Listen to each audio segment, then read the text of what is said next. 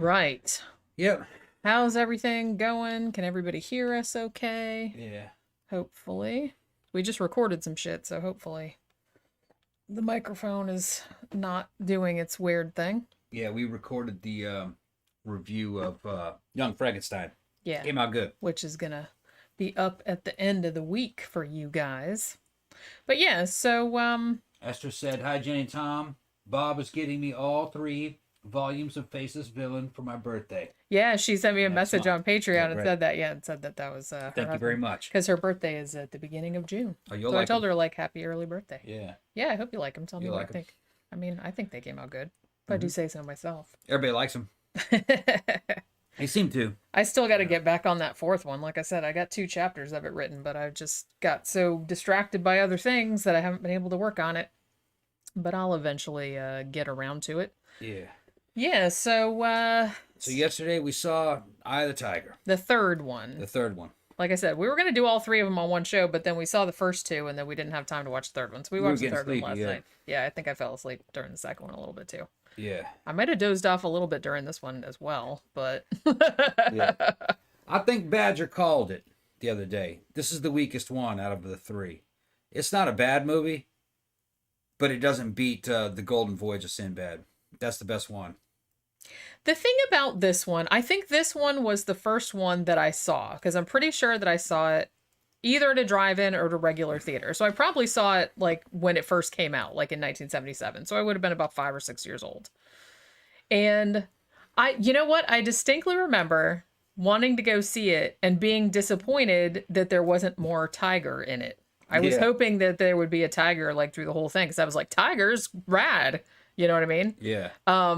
But really, there's kind of like a saber-toothed tiger, a smilodon or something, like at the end. And it's not a tiger. Yeah, it's not what really you're a thinking. tiger. You're thinking of a tiger that's got stripes on it the whole time. That's not what it is. It's No. more like a. It's more like just like a lion. It's like a lioness with fucking saber with big old long. It's a teeth. smilodon. That's what it is. Smilodon. That's called. Okay. Yeah. But it doesn't really matter. That's just a small part of the movie. I think the whole Eye of the Tiger angle is the sorceress's eyes when she does certain things. That cat eyes pop out, which not really explained, but it doesn't have to be explained. Yeah, It's she's just like magic. a witch, you know. I would say that this is the weakest out of the 3. It's like I said, it's not bad. It just has certain problems. The dialogue is kind of muddy. There's no reason to have certain dialogue, especially in the first 1/6, maybe 1/4 of the movie. A bunch of dialogue happens that isn't real clear. You know, it's like you don't really know what the movie is about. And then finally, it starts to settle down that they have to go to this damn island to get a prince converted back into a human being. He got turned into a baboon. As one does. Yeah, and you got to go to this island to get this wise man, and then once you find the wise man, you got to go to another place to get the transformation done. And he's the heir to the throne to become a sultan, and you got to get him on the throne because his mom has another son from, this is a son from 2 different mothers. Okay. Yeah, this is Zenobia is the stepmom, the evil stepmother. The evil stepmom. Yeah. She's a sorceress. She's trying to get her son on the throne. So there's kind of a cool element, you know what I mean? Because she shows up when you first see her. The sultan is like, "Oh shit, here's my wife. Be quiet, don't say nothing around her." And she shows up with her own entourage. It's like she's a villain when she appears, and she's just this English chick with a Russian accent. And she's as Russian as hell through the whole thing. Kind of an ice queen, and they make a damn mechanical minotaur called Minoton and everything. I remembered it as a kid, you know. It was pretty cool, you know. They make his heart and everything. She brings him to life with a spell. It gets kind of disappointing, though, towards the end, you know what I mean? Fucking Minoton goes out like a bitch. He does a little bit. Yeah, you're like, man, you built that thing. You built that thing, and all it did was row the boat and pull a fucking stone out of the boat. That's it. And then it died? Well, you assume that it got crushed. I think it was supposed to fight the Trog at the end, like the troglodyte. Yeah. I think it was supposed to fight him at the end. Yeah, like that was one of the first things that they were throwing around. Yeah, it must have been budgetary constraints. That fight never happened. Okay, so the weird thing about this, I dug a little bit into the kind of the history behind this trilogy. So like I said, the first one came out in 1958, and then when Golden Voyage of Sinbad came out in 1973, it was like really, really successful, and it made a shit ton of money. So then Columbia Pictures immediately, like, I think while the second one was still in theaters, they started to say, okay, well, we need to make a third one. So they were throwing around a bunch of ideas for it. Now, see, Eye of the Tiger, I don't think was the original title. It was supposed to be called something like Sinbad at the World's End or something like that, because they wanted this to be the biggest budgeted one, and they wanted it to be like a more globe-trotting one, which it is. I mean, he does go, out to this like Greek island, and then he goes like to the Antarctica or whatever, or wherever that is, or the Arctic Circle. Yeah. So they did do that. Another thing too is that they wanted to focus, I guess Ray Harryhausen, obviously he was kind of behind the writing of this as well. I think the script was also co-written by the woman that did Jason and the Argonauts as well. But he wanted the monsters to be less fantasy based and more like prehistoric animals. Mm-hmm. And I think somebody mentioned earlier, like the big giant walrus that they have to fight at one point. I think that was originally supposed to be a Yeti. Okay. But then for whatever reason, they decided to do a walrus instead. Giant walrus. Couldn't be a regular walrus. It had to be a giant one. Well, just a regular walrus coming towards you, be like, right. It's a walrus, Yeah. That you're bigger than them, kind of. I mean, well, it depends on what kind of walrus it is, I guess. Get pretty fucking big, yeah. That's true. But yeah, so the story behind this one. Now, I think that John Philip Law, who played Sinbad in the second one, was actually supposed to be in this one too, but I guess by the time they got around to making it, like, he couldn't do it for whatever reason. So they got Patrick Wayne, who, fun fact, is John Wayne's son, and actually started out, I think, when he was younger, like, acting in some movies with his dad. He looks like the Lost Bee Gee in this one, though, I gotta say. Like, some of the shirts, especially that the last scene when they go to the shrine, and that shirt that he has on, and he just, God, he looks so much like a Bee Gee. It's like every time he was like in that scene, I kept going, staying alive. It's kind of a Lost Bee Gee. I know, and he's just like, stop it, you're taking that was a cool look for that era, though. That was a very cool look for that era. You know what I mean? That Bee Gees was big back then. And it makes me wonder if Eye of the Tiger was that a reference to the Survivor song? That was before.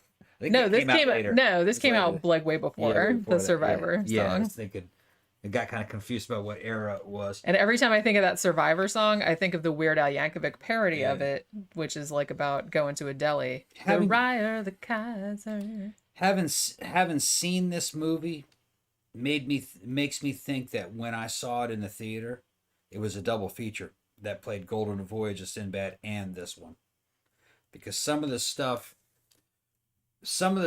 from Golden Voyage I thought was in this movie. Yeah, you know what I mean. But no, I remembered everything that this movie showed me. I remembered it. Here's another problem with it. Certain shots look great. Other scenes where there's a lot of special effects happening and it gets really, really grainy. It's because they're using layered stuff, superimposure, along with mats, and then fucking a lot of it was miniatures and stuff too. And then and it doesn't look as handcrafted or as well detailed as Golden Voyage. Golden Voyage feels a lot more expensive. Even though this one was the most expensive one. Yeah, you can't really tell. But the thing about it, it's like the stop motion animation looks amazing, like always. Yeah. Like the Smilodon and the Troglodyte, that looks amazing. The baboon looks amazing because that's also stop motion. But the traveling mat shots, those pretty much universally look like crap. And they don't even look as good as the ones from 1958. Yeah. Like, because there's one point in this where the witch turns herself into a seagull, which doesn't look that good, and then she comes back and she's miniature and she's running around like in the in that little ship pretty cabin. Cool, but I think that the miniature lady from the 1958 one looked better than the one in the 1977 one. Yeah, the effects from when she was shrunk down. Yeah, maybe. Well, because what ended up happening with this was that a lot of the shit, like the stuff they filmed like in Petra, in Jordan, which, like I said, they also used in one of the Indiana Jones movies, Last Crusade, I think it was. That was shot later.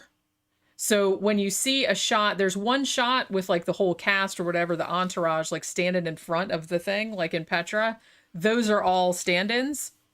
So anytime you see the actual cast, and Petra is in the background, that's all Matt done because none of them went there. Yeah. You know what I'm saying? So a lot of the stuff and a lot, I think all the scenes, most of the scenes with, some of the tombs and stuff, not the tomb, but like the shrine kind of thing. It's like, I think that was almost all miniature. So they had to be like matted into that. Yeah. It just doesn't really, it doesn't look that good. Yeah, you can tell they're not on location. And Yeah. It just kind of cheapens it. I think you could probably fix it with modern computer technology. It needs to be remastered. There's probably a bunch of stuff that you could do to fix it. It probably should be. And it would have ended up, I think, better. It's just that it's the special effects. I think they're kind of what's the tone. The tone that you get from seeing these special effects is not as charming as golden as the first two. As the first two, yeah. It just doesn't feel as good. It feels like an uneven tone. You get realism, and then something that looks like fantasy and kind of fake, and then it goes back to kind of realism, like a clear shot that looks really good, and then it gets crappy again. It's a very uneven tone, and it's kind of throwing you out of it. And I didn't remember that as a kid, seeing it, of course, on the big screen.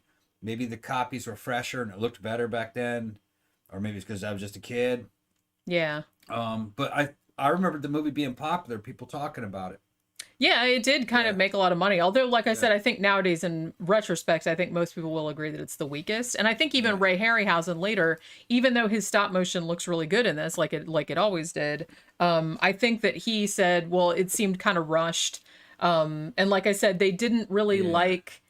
I mean, when they got Patrick Wayne for the lead, because John Philip Law couldn't do it, they said he didn't really have a lot of charisma. Him and Jane Seymour didn't really have any chemistry together. Yeah, I can notice that. And, so that was something. So they had like a lot of problems, like when they were making it. Like I said, the production of it was very rushed. They were trying to get it out as quickly as possible, even though it still took like 4 years to make it. But I mean, Jane Seymour, she's cute, but she's no Caroline Munro. Caroline Munro was a lot cuter, And of course, they were showing her off a lot. I mean, she's just a kind of generic, if you ask me.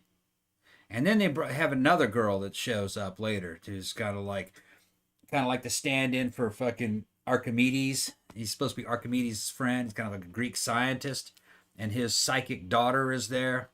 And she didn't really have a whole lot of chemistry either. It's just like somebody they shoehorned in there. Yeah, that was Tyrone Power's daughter, Tyrone Power. I think she was in a couple movies, but she didn't really want to be an actor. So I don't think she was in much after this. The only woman in this that kind of had any kind of charisma is the evil witch. She was hot and did a good job. in a hot old witchy lady kind of way. She wasn't that old. I know, I'm just saying. She wasn't that old. She's probably about 40. Her eyeshadow game was on point. Yeah, she was in good shape, and she had that fucking badass kind of black cloak and doing fucking spells, and she was just an interesting character. Yeah. And they wasted a lot with her and this Minotaur. There really should have been a lot more of that Minotaur. See, that's what I see. Okay, so I kind of thought, one thing, let me point this out before I forget about it. I thought I was going crazy, but the guy that plays the witch's, Zenobia's son, who she's trying to get on the throne, which is why she turns the actual prince into a baboon, like you do. That guy, I'm like, that guy looks like one of the guys that was on Sinbad's crew in Golden Voyage of Sinbad. And I'm like, maybe he just looks like him. No, that's the same dude. Okay. He's just playing a different character, but I was kind of like, that seemed like a weird choice to make. But anyway. Yeah. So her whole plot is, like I said, she wants her son. She's the stepmom. She wants her son to be on the throne. So she turns Kasim, who is, the next in succession, into a baboon. And so that kind of sends them off to like find somebody that can fix the spell or whatever. So her and her son build this big brass Minotaur called Minotaur, like you said. Yeah. It's really cool. It's like this really cool sequence, and they make like this kind of cool, like clockworky sort of heart thing. And it's just like, it's going to do her bidding, right?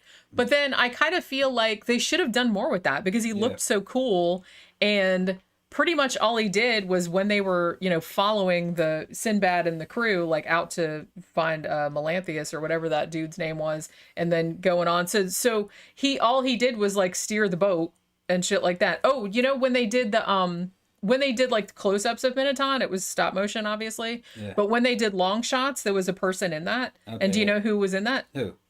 Peter Mayhew, the guy that played Chewbacca. Oh, okay. That was his first, I think it was his first film role. Oh, okay. He was like, I don't know if he was credited, but yeah, he was like the live actor inside the Minotaur costume when they showed it from far away. Yeah, well, there was a whole hell of a lot of build up for the Minotaur, and it looked really cool, and it did cool shit. It could row a boat for 6 men. They got into the witch's ship, and it didn't even have sails. You just had Minotaur back there. Rowing this thing like this, and it would row fucking 6 of the oars down there. So he was kind of like he was a motorboat. Yeah. He was a boat motor. Yeah, he was a boat motor. And then they get to where they're going finally. He does kill a few guys. They're in the water. That's right. He speared a couple. Yeah, he killed a couple guys. And then there's a lot of build up. They even showed his construction. And she says, "This, Minotaur will be our army." And she spends the whole fucking movie yelling at it, "Minotaur, give it Minotaur." I know. Close that. I was Minotaur. Expecting the Minotaur just turn around and, like smacking her one. Yeah, Minotaur, you're being a Pookie comes running in. You calling me? No, I'm not calling you. Your name's not Minotaur, Your name Pookie. is not Minotaur. Although I could call you that if you want me to. So little Minotaur. Yeah. And then, they get where they're going, and you go, "Minotaur, make an opening," and then the thing fucking pulls a block out and crushes itself. And she looks down at it and goes, "He's done his job." And I was like, not really.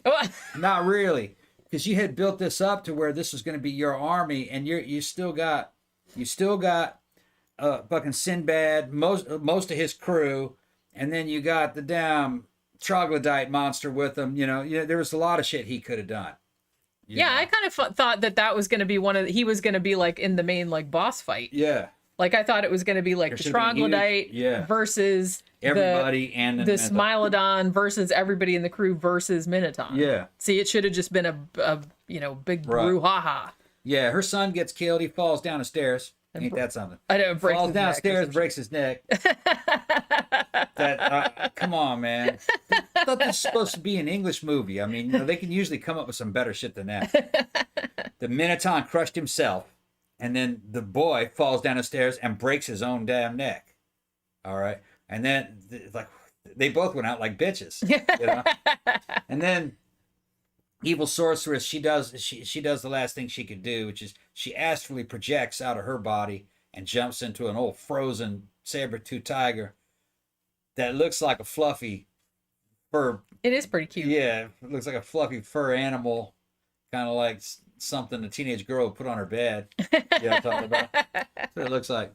And then that thing comes down, kills the damn troglodyte. I know, Trog was a nice guy. Yeah, troglodyte's fighting and fucking, and the brave, Conan, Sinbad and his brave crew stand there. I know, they're like backing up. Maybe we should leave. Yeah, they watch it. It's fighting to defend them, and it's, you know what I mean, and they're not even helping out. I'm like, you want to jump in there and like help Trog there? Yeah, they finally decide to fucking jump in there and help out after it's killed. Yeah, pretty much. He's already sitting there dying. Okay, let's help him now. Well, yeah, thanks, bitch. I know Trog is like, curse you humans. Yeah, he fighting to defend you. You let him fucking get chewed up. Things turning his back up, biting him on the neck. Yeah, it was kind of sad. So Trog was really kind of the hero of the movie. Yeah, honestly, it just felt like it didn't quite have the scope. It felt of the second one. Even though it went to more locations, they seemed to not carry the same weight. I think what, and I think too, this would have benefited from being a bit shorter, because I do kind of feel like a lot of time was spent on the chase. Yeah. You know what I mean? And them like being on the ship and like having Zenobia chasing after them, like with Minotaur in the boat and everything. It was kind of a weak at it. And it just seemed like that went on too long. And it was just kind of like, hey, here's them on the boat talking about where they're going, and then here's the witch and her son and Minotaur on this boat, like following after them. And they had all these locations, some of them fictional locations. You know what I mean? It's like some of them were not actual locations; they were miniatures. Some of them.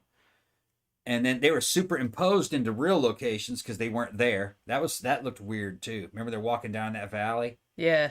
And that's a real valley, but you could tell they're not there. You could clearly see they're superimposed. Yeah. It felt cheap. Like I said, a lot of the stuff the second unit crew went to the locations and filmed the locations. Yeah. And then later on they had all the actors, or prior to that they had the actors just doing shit in a studio or whatever. Not as bad as, say, Land of the Lost, but you know what I mean? It's the same concept. Yeah. Of what they're doing there. But yeah, they had all these locations that they're putting them in, but nothing's really happening in the locations. That's really, it didn't feel very important. The Golden Voyage of Sinbad was very different. It was kind of more epic. It felt a lot more epic, and it felt a lot more well put together. It was all a consistent tone throughout the entire movie in terms of the way the film quality looked and the way things were shot. You see, the more shit they layer on there, the more resolution they're losing. So it didn't really look good. You know, they'd have a real nice tight shot with real bright colors, and then they'd switch over to another camera angle, and it looked real grainy and it's kind of muddy thrown looking together. And you just like, yeah. And you say, I think it could probably be fixed with modern technology, but I guess the movie really isn't considered to be, so important to where somebody'd spend money and time to go in there and fix that. Well, I don't know. I just feel like I think I've seen a couple of British reviewers talking about this, and they had like a 3-volume set. Like, so they all came like in a big Blu-ray set. Yeah. So I don't know if it's been remastered since then. Right.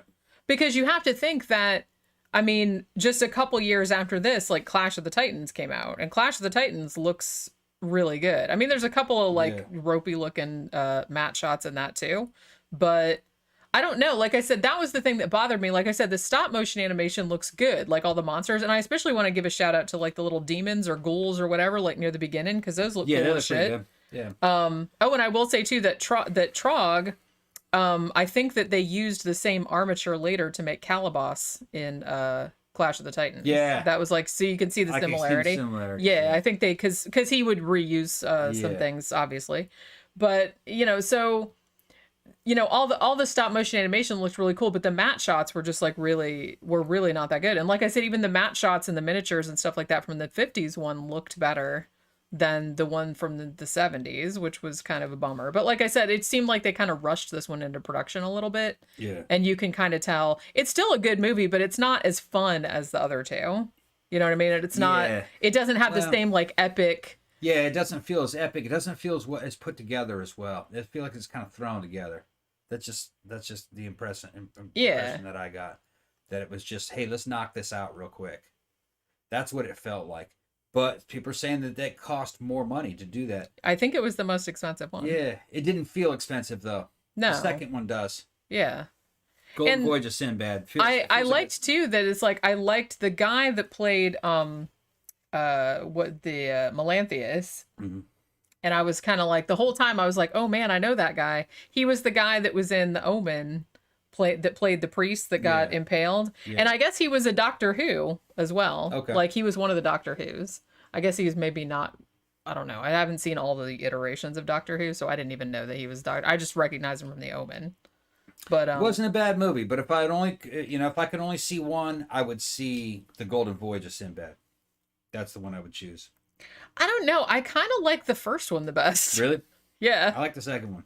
I don't know why. I like John Philip Law as Sinbad from Golden Voyage. Mm-hmm. I think he is the best Sinbad of all three of them. Because the dude that played Sinbad in the 50s one was a little bland. Yeah. But overall, I think I liked the first one the best just because I don't know. To me, it seemed like the most fun, the most colorful. I liked the little tiny woman and I like her helping everybody out. And so I liked that about it, but I don't know. The Golden Voyage is so awesome too, because it had fucking, Tom Baker playing a bad guy and he was fucking great in it. I liked Golden Voyage better. It had Tom Baker as the bad guy, better monsters, Caroline Munro in there. And it had a lot of sex appeal, that movie, the second one. The third one tried to. It wasn't as effective though, Like I said, you could tell there wasn't a lot of chemistry there. Yeah, I think that was one of the things they Yeah. even talked about that, like, while they were making the Yeah. movie. In the Golden Voyage of Sinbad, you could tell that the guy who was playing Sinbad liked Caroline Monroe. Yeah. You could tell that he was like, 'cause, you know, she was cute. You know. Yeah. And here's something else. If you guys didn't know this, I confirmed this today. There's a music video by Adamant, Goody Two Shoes. That's Caroline Monroe in there dressed as the damn. Yeah, I didn't even realize. I didn't Yeah. recognize her. Yeah, it's Caroline Monroe in there dressed as the secretary with the big round glasses.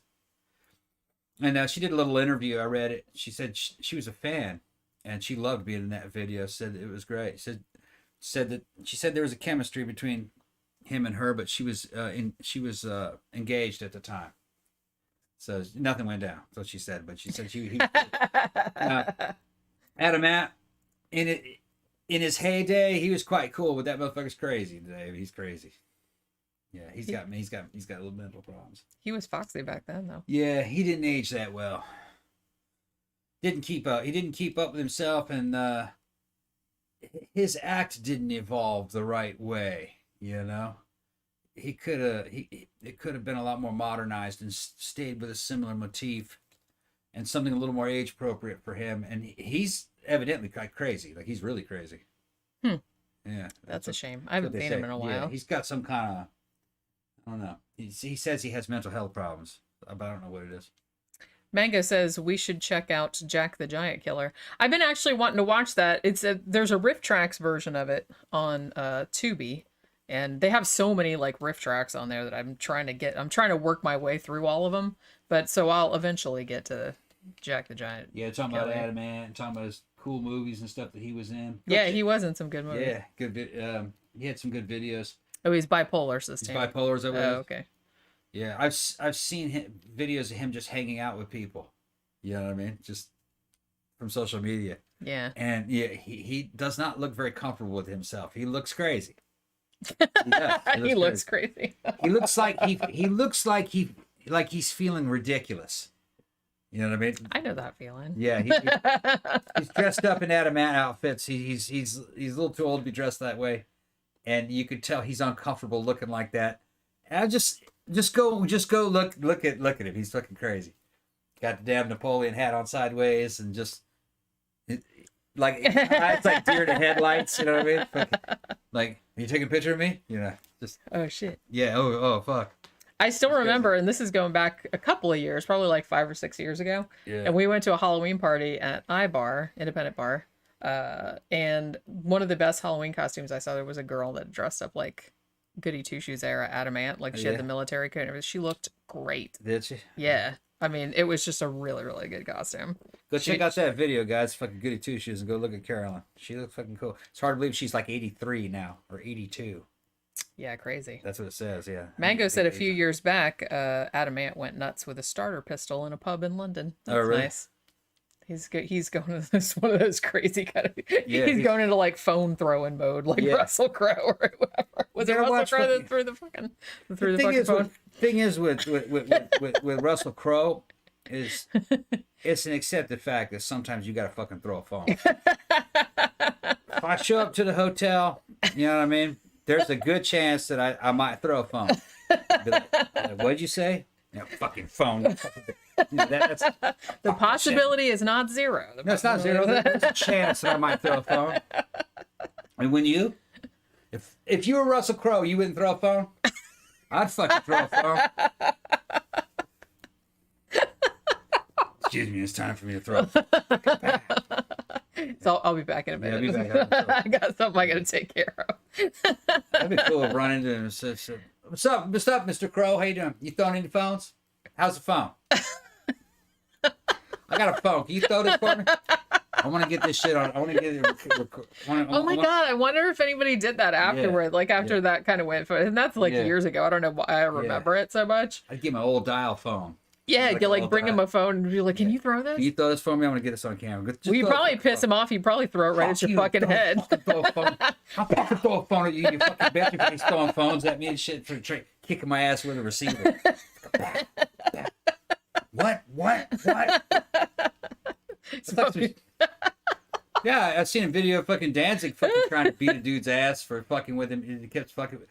the guy kept fucking teasing him at the club, you know, trying to get him to do Danzig-like fucking things. You know what I mean? So he goes, come here, bitch, come here. And fucking chased him like that. You didn't see that one? I haven't seen that. I saw the one where that dude clocked him, but it's like I haven't seen the one where he was another chasing one, him. some douchebag kept trying to get him to do something crazy on camera. Just kept fucking with him. You know what I mean? Do some Danzig-like activity. Yeah, he did. He did. Come here, you fucker, come here. He's like, well, that's a Danzig-like activity. Yeah. Fucking Danzig. Yeah, fucking. They took my face and superimposed it on Danzig. Yeah, he sent me that on Facebook. I was like, that's unsettling. Yeah, it does. Yeah. Oh my god. Fucking Soph is telling me that Danzig should be a regular guest on the show and that I should get a black wig. You should. That she wants me to or do we Danzig. can get a Danzig bobblehead. I'm sure somebody makes one. Yeah. And then you could do, I mean, him and BTK could have little conversations. It can't be old Danzig, though. It's got to be young Danzig. Well, yeah, nobody wants a bobblehead of old Danzig. Old Danzig. Everybody wants like Danzig, like in his prime Danzig. In his prime Danzig, yeah. Yeah. Yeah. Poor Danzig. I'm sure, isn't there's got to be like a vinyl pop of him, I would think. There's one of everybody else. Shit, there's probably one of me somewhere. Well, they make one of everybody. It's like, seriously, I was in a comic shop not too long ago, like in a mall or something. That's right. She's 72. Yeah. I was thinking 82. Yeah, she's 72. That's right. And I could not believe all of the obscure ass pop figures that they had. I think my favorite one was they had one of Bugs Bunny from that opera parody that they did. What's Opera Doc? You know what I mean? Where he had the braids and the helmet. Yeah. They had the Bugs Bunny from that, and I was like, I wanted it really bad, but I didn't get it. She's 72. She doesn't look that bad for 72 though. But she's nowhere near fucking like Cassandra Peterson. We saw Cassandra Peterson in person. And she was late 60s, maybe 70s then, wasn't she? Yeah. She was gorgeous. Yeah, she doesn't really look that much different. She's gorgeous, yeah. Look just like her. I mean, she's easily recognizable. You know, like, that's Cassandra Peterson. Yeah. Yeah, and it's not just the boobs either. No. It's, or the hair. Like, you can still recognize her face. Yeah. Like, she looks pretty much the same. Yeah, in good shape. The same thing with, what's her name? The girl that we saw in, the one from Beyond. Barbara Crampton. Barbara Crampton looks fantastic. Yeah. Oh my God, Pokey. What the hell? Climbing a thing. Well, Barbara Crampton was just in one of the new Creep shows. Yeah. And she looks almost exactly the same as she did back then. She looks like she has hardly aged. Yeah, when they got her kind of dressed up like she's a little bit older, but she can also, I've seen interviews with her where she dressed just, just made up and she looks fucking great. She looks just like she did. Well, I follow her on Instagram. So so she posts photos all the time when she's out and about doing whatever, and she looks almost exactly the same as she did in the 80s. Yeah, people aren't aging the same way that they used to, especially if they're not abusing themselves and they have money to keep up with it.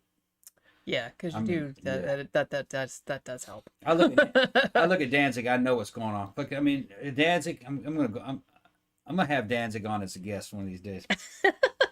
He would be, oh fuck you. I go, oh fuck you. Me and Danzig are probably about the same height.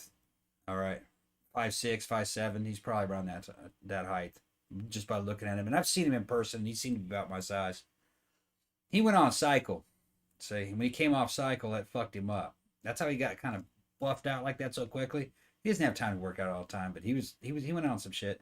And coming off of that, if you don't know how to come off that stuff the right way, you'll get real big around the waist. It'll fucking distort your face and everything. And that's just what it looks like to me. And his teeth looks like he's involved in some drugs. You know what I mean? So has he got meth mouth? Slightly. Either that or it's really bad. I never looked inside his mouth. His teeth are very yellowish, and it looks like damaged enamel on his teeth. I mean, it could be just smoking, but his voice is so good, I wouldn't think that he would be smoking cigarettes. But maybe he does. I don't know. Just very yellow. Yeah, you'd think smoking would fuck up your voice after. It does. I mean, it does fuck up your voice after. And he can still sing. So. He still sings. Some guys, like Robert Plant fucking used to smoke a couple packs a day, and he's singing that fucking, doing that whole fucking Led Zeppelin tours and shit, So just some dudes, if they're young enough, can do it, but you're not supposed to be smoking. True. Fuck your voice up. It'll fuck your voice up. Well, it fucks up your fucking lungs, Yeah. Fucks up your lungs and it fucks up your ability to hold a note for a long period of time, you know. But maybe he was doing it. I don't know. He looks like he's lived kind of a rough life, dancing. Yeah. Yeah. And I think he just stayed up in that old house in L.A., the old fucking junky looking house he lived in. True. Yeah, he sold it. He doesn't live there anymore. But Well, yeah. Oh, thank you, Mango. Love these classic Sinbad reviews. In some respect, they are forgotten classics. yeah, I do kind of feel like that. And I was going to say, too, I forgot to mention this, but I think that another thing that sort of worked against Sinbad and the Eye of the Tiger, even though it did make its money back and it made like decent box office, was that this came out in 1977. Guess what else came out in 1977? Star Wars. So Star Wars had come out just a couple of months before this. And next to Star Wars, something like this is maybe not going to look so fantastic. Well, especially because the effects in Star Wars were so good, like all the mats and miniatures and stuff. So I think that, you know, the fact that the mats and miniatures didn't look as good in this one maybe kind of suffered by comparison also.